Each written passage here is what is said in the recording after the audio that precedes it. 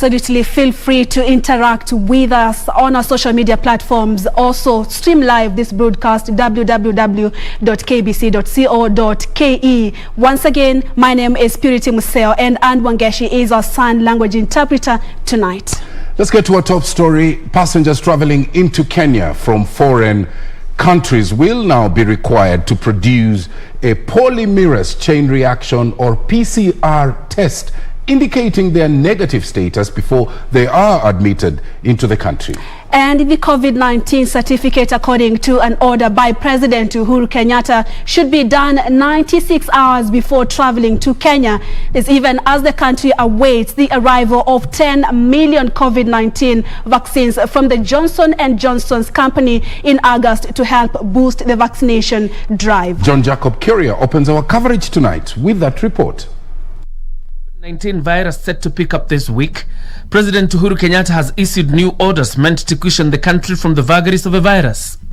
In his executive order number 4, President Kenyatta has ordered that travelers coming into Kenya possess a polymerase chain reaction PCR certificate before being admitted into the country. The test to ascertain one's negative status must be done 96 hours prior to coming to Kenya. Acquired no more than 96 hours prior to arrival into the country, with a PCR certificate also having been validated by the trusted travel platform for those traveling by air. And with the government targeting to vaccinate 10 million adult population by Christmas this year, President Kenyatta announced that 10 million jabs from the Johnson & Johnson's company would land in the country in August to boost the vaccination bid. Using these vaccines and others in the pipeline, this is how we will vaccinate over 10 million Kenyans by Christmas of 2021 and 26 million Kenyans by the end of 2022. The president calling on religious leaders and other partners to educate Kenyans on the need to be vaccinated against the deadly virus.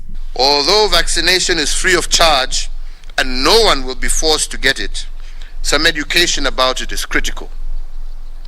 And I say so because by mid-2022, we have potential to reach herd immunity in which the danger of one infected Kenyan will not affect a community of people unchecked. As part of government's long-term strategy, President Kenyatta has ordered the National Emergency Response Committee to begin the modalities of establishing a National Human Vaccine Center to develop and administer vaccines beyond the COVID-19 vaccines.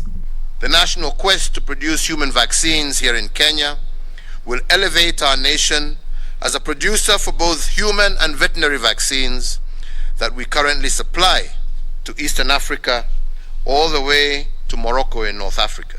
In the meantime, President Uhuru Kenyatta has extended curfew hours from 10 p.m. to 4 a.m. for another 60 days, save for the 13 counties from the Lake region, who will continue being under the 7 p.m. to 4 a.m. curfew. The other protocols announced earlier in the Executive Order number 3 remain in place. John Jacob Courier, Prime Edition.